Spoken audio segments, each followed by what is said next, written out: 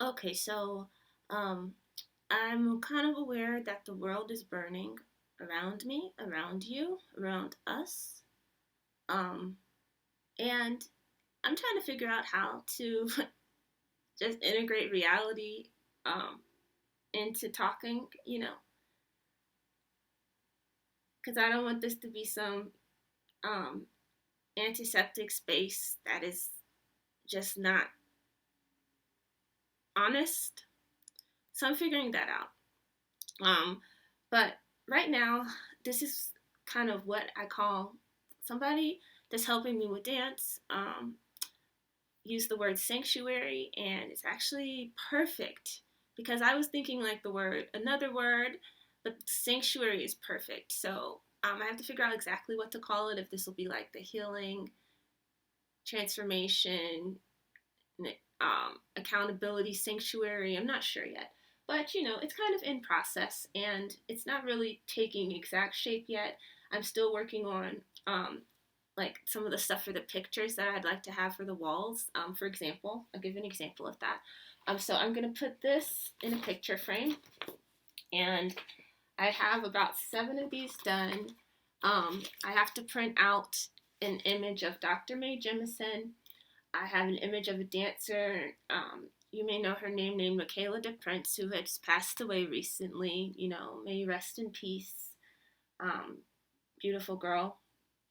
Um, uh, and yeah, so hopefully as time progresses, this can start to look, like grow like a garden, have more beauty around it with time. Um, and so I just wanted to say this though, because I think it's important to be able to find a voice and articulate and find words for things. And I'll say that as things around that existing around, one of the things that's happened is that people want to silence your voice. Silence your voice if you take in a marginalized form, such as mine. And if you love carrying the race gender intersection, such as you. And then if you add the additional intersection of a cultural intersection of having a parent from another country, you know, and again, there's a lot I have to say about that too. Oh God, I see the diaspora wars, and I'm like, I've been hurt by both sides. So right now, I'm not. I'm just sitting this out for the moment because I have a lot of healing to do. Okay.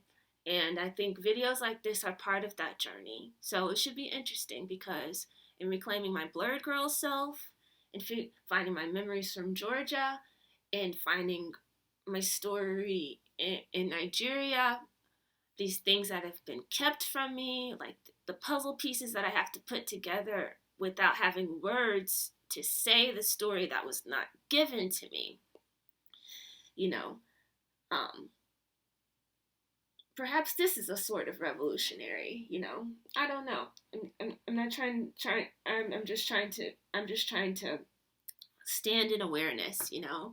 And so telling this memory is going to be part of that. So this happened some years ago. And I graduated college in 2009, and it's only now, as I'm on this artistic journey, that I'm actually starting to see a potential that I didn't see when I was in high school. So I just cursed myself, thinking, gosh, I wish I had seen I was good at STEM related subjects.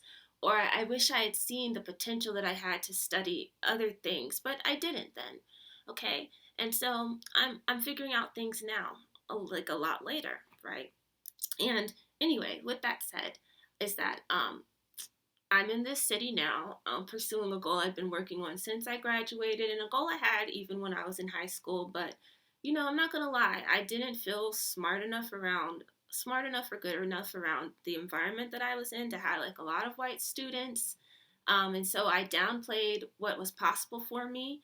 And I was going through a lot as well, where I was late my senior year, like almost every day to school, to the point I even missed my exams.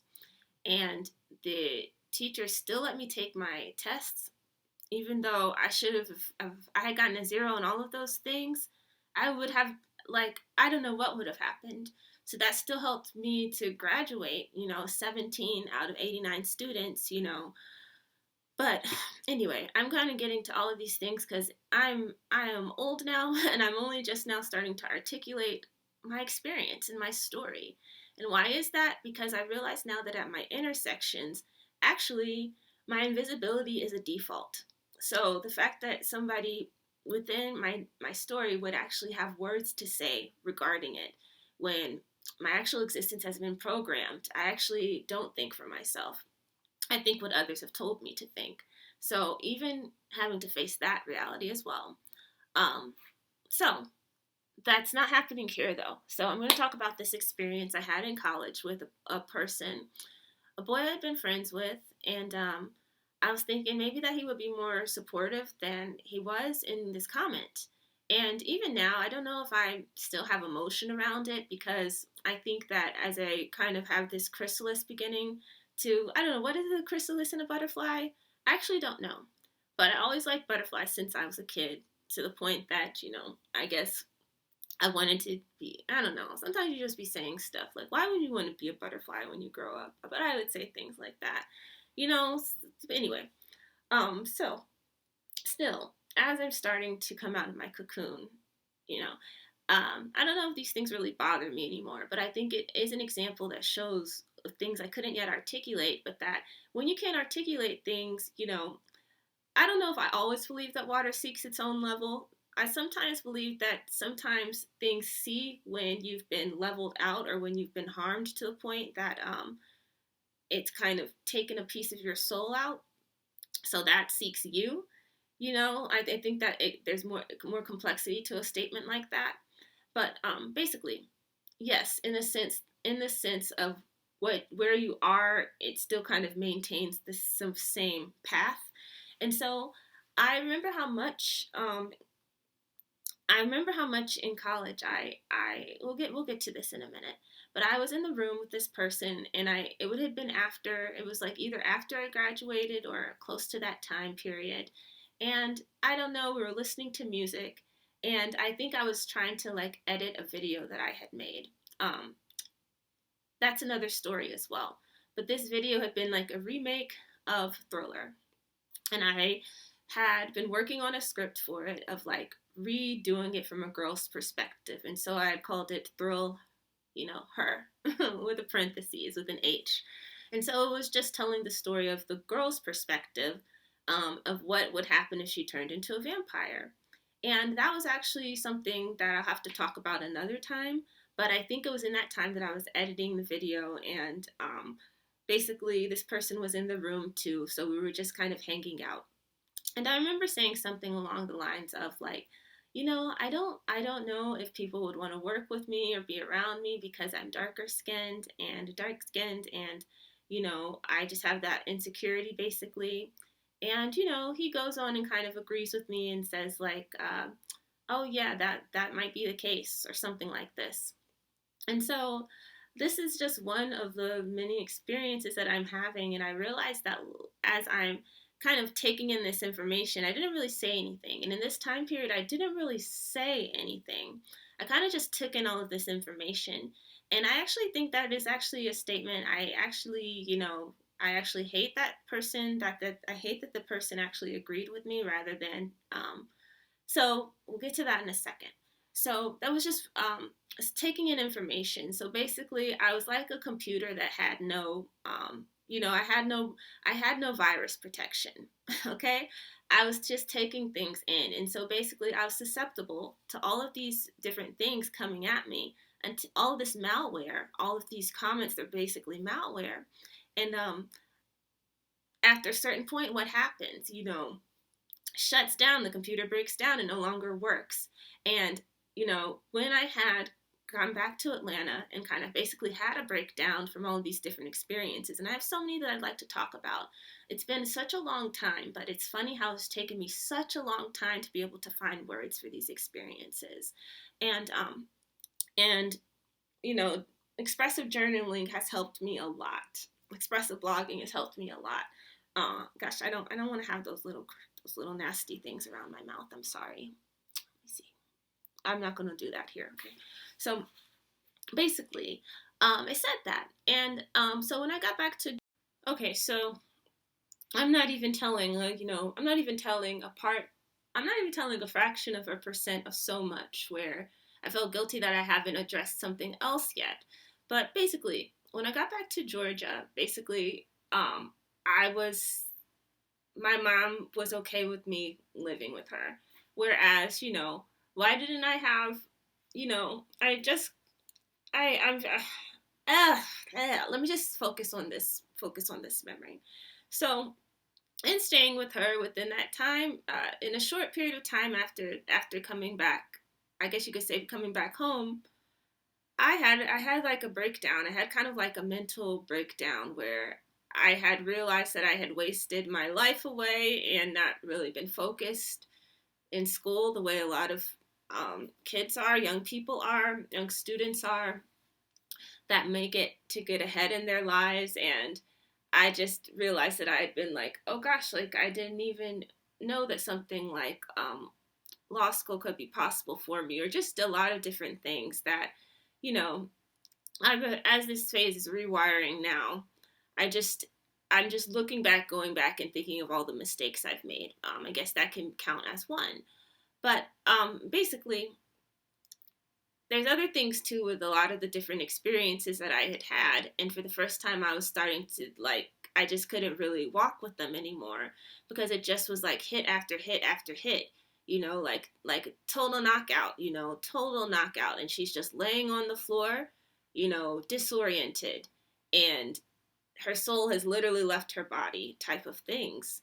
And so in that time period, from the dissociations, and I have a lot of, not even, the harshest example, but it's one of the things that still felt like felt like a straw on my back, and there's not straw on my back, straw on a camel's back, because I don't I'm not trying to be a camel, right? But basically, so I called this person up as I was kind of going through this time period of like, kind of cutting people off left and right, or sending hurtful Facebook messages to people, which I shouldn't have done. Um, and just a lot of things that I'm doing out of my pain. And so I remember calling this person up and just saying like, you said this to me when you were in my room, on Q Street, or in school, and that's not right, or you shouldn't have said that to me, and we can't be friends anymore because of that. And then I hung up the phone, and that's just, I look at that and I just think, oh my God, what are you doing, girl? But then also, I mean, what am I don't know if it's right or wrong, but I did that, because it hurt me so badly after I kind of understood just all of the things that I was downloading that were not true. I needed a memory space. I needed to be able to access my full self without downloading malware. And I'm still figuring out how to deal with that because I don't know how to engage with this person, I guess, and this is years later, but anyway, but I need to say that. I wanted to say that because that is what I did, and I did that in like other different cases too. And I have other things on this, if we say water is seeking its own level, things that are in the similar realm as well. But I just wanted to say that, and it's like kind of has a question mark on it as I am working through a lot of things, and have and I don't know. I think this is kind of like a healing phase, so that even if I'm late to it, I'm able to access my full potential now, even in a way I couldn't when I had I known my potential then, would I even have been able to access the fullness of it without a healing, a phase to see what was happening, and a phase to attempt to heal from it? Because look, the malware may have gotten to me to the point that I'm unsavable. I don't know if I'm unsavable. I don't know if I'm savable. It might be too late. I don't like to say it like that, but after so many things, a person is hardened to the point of no return. So that's just something I'm dealing with too. But that's it. All right, let me go ahead and get to the next thing, and I'm gonna go ahead and like connect this and post it, And I really want to have people follow me on YouTube, but I just don't think that I draw people like that, or maybe I'm annoying, or maybe my voice is annoying, or I don't have the pretty enough videos, you know. But pretty enough person. I'm a pretty enough person, I hope and believe. and and uh and I know that we are all pretty enough, beautiful enough. And all right, now let me go. All right, thank you for listening.